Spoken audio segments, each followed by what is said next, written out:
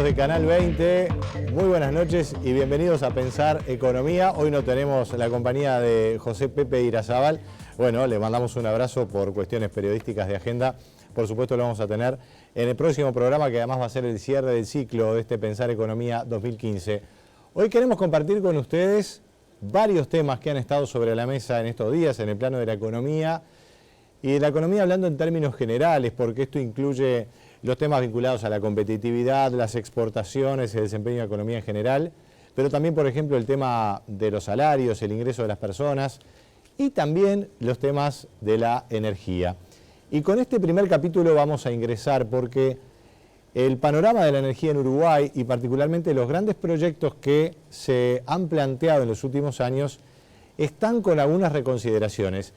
Aquí en Pensar Economía hemos analizado a fondo la situación de ANCAP, que puede decirse sin temor a equivocarnos que es la principal empresa energética del Uruguay, claramente el ente de los combustibles, que está en una situación realmente muy complicada desde el punto de vista financiero y patrimonial, con una caída en el patrimonio.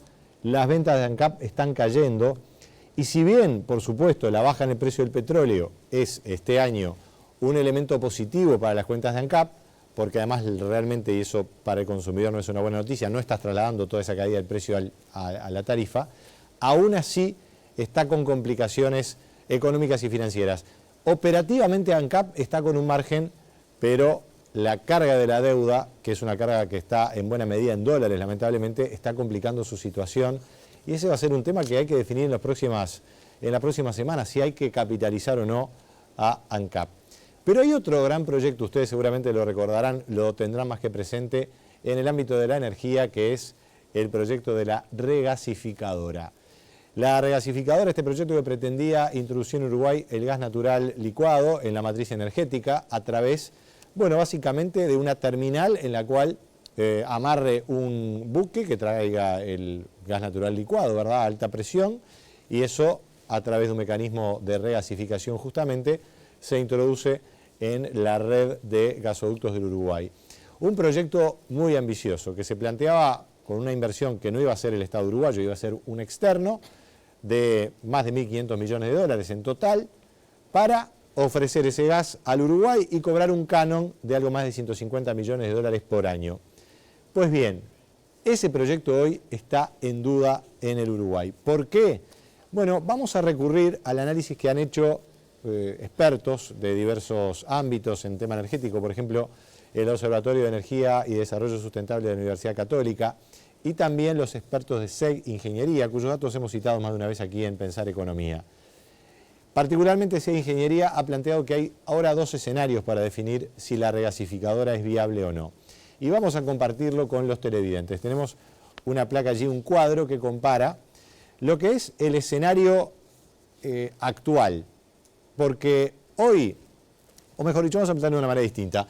Vamos a plantear qué es lo que se pensaba cuando se planteó la regasificadora. En la primera columna ustedes tienen allí, se planteó un escenario denominado de alta demanda, con un precio del petróleo alto de 110 dólares, con un proyecto minero que en Uruguay estaría funcionando, ese proyecto Aratirí, eso se pensaba que iba a estar funcionando y por lo tanto demandando energía, y eso implicaba, según los cálculos de SEG Ingeniería, en 15 años, un ahorro promedio de, bueno, ustedes lo ven allí, casi 150 millones de dólares anuales. Cifra muy parecida al canon al que se comprometía a pagar Uruguay por la regasificadora.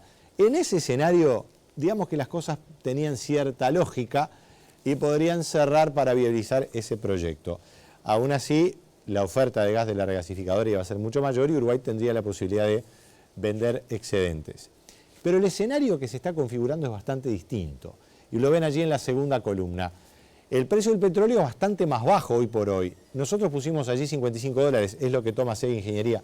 Pero la verdad que el petróleo está incluso más bajo que eso, está en el torno de los 45 dólares el barril Brent. El proyecto minero que iba a demandar cerca de un 20% de esa oferta de gas no se está concretando.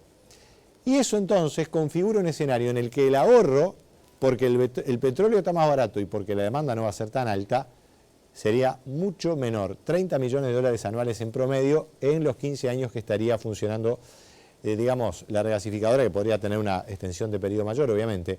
Pero lo cierto es que se hace mucho menos atractivo. Ante esta disyuntiva el gobierno dice, bueno, hagamos una regasificadora más chica.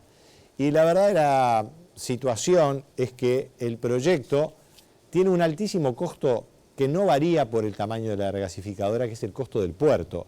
Las escolleras, todo lo que es la obra mar adentro, que es una obra especialmente costosa y sofisticada, los muelles, las escolleras, todo eso hay que hacerlo igual, cualquiera sea el tamaño del buque regasificador. Por lo tanto, según el Observatorio de Energía de la Universidad Católica y los propios técnicos de SEA Ingeniería, no tendría mucho sentido una reducción en la dimensión. La regasificadora se hace o no se hace. Y lo que nosotros hemos consultado a nivel de gobierno es que hay allí una cierta contraposición. Desde el Ministerio de Industria, que dirige Carolina Cose, hay una intención de todas maneras de hacer la regasificadora, más allá de los riesgos que puede implicar, y del Ministerio de Economía, por lógicas razones, están más reticentes.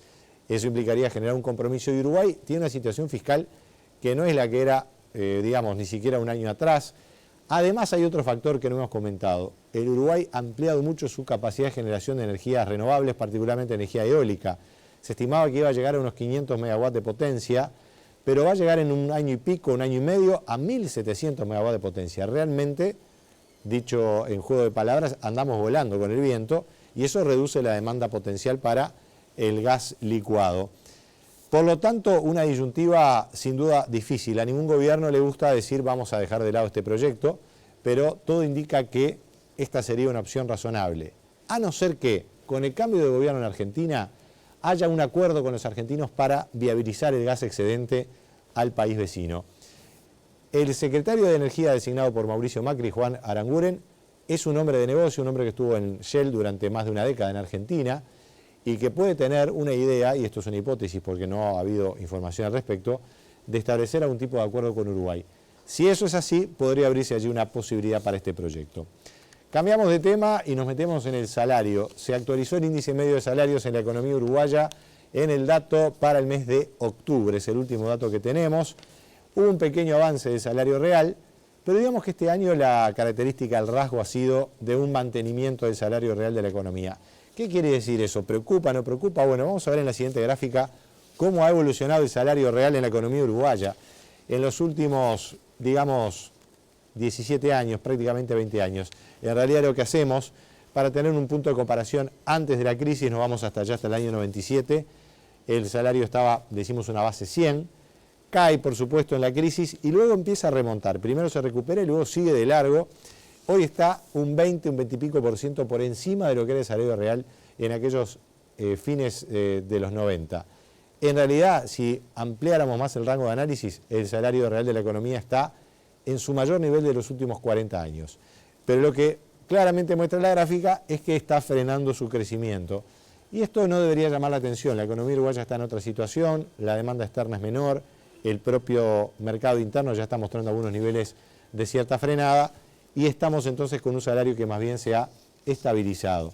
Por supuesto que esta es una cara del mercado de trabajo, la otra es el empleo ha caído y eso también obviamente que de alguna manera frena la evolución del salario más allá de los reclamos gremiales y de las negociaciones en los consejos de salarios que, dicho sea de paso, están avanzando en forma bastante lenta.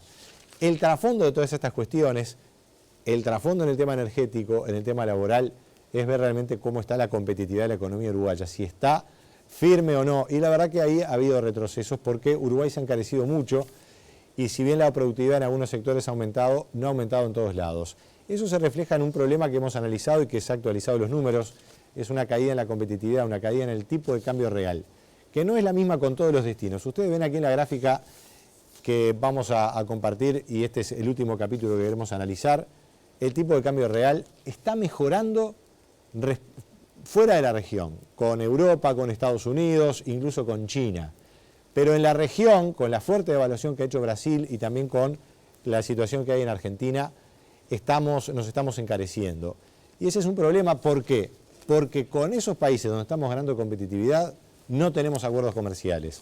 Sí lo tenemos con la región, con las dificultades del caso que tiene Mercosur, pero ahí estamos perdiendo con Brasil. Por eso es que Uruguay está en un brete en este sentido, está atrapado con un problema de encarecimiento en precios relativos y con la falta de salida comercial, donde necesariamente Uruguay tiene que ser más agresivo en materia de mercados externos. Habrá que ver si con el cambio de gobierno en Argentina se acelera la negociación con Europa. No la veo fácil, pero bueno, veremos qué nos depara el año próximo en la agenda comercial.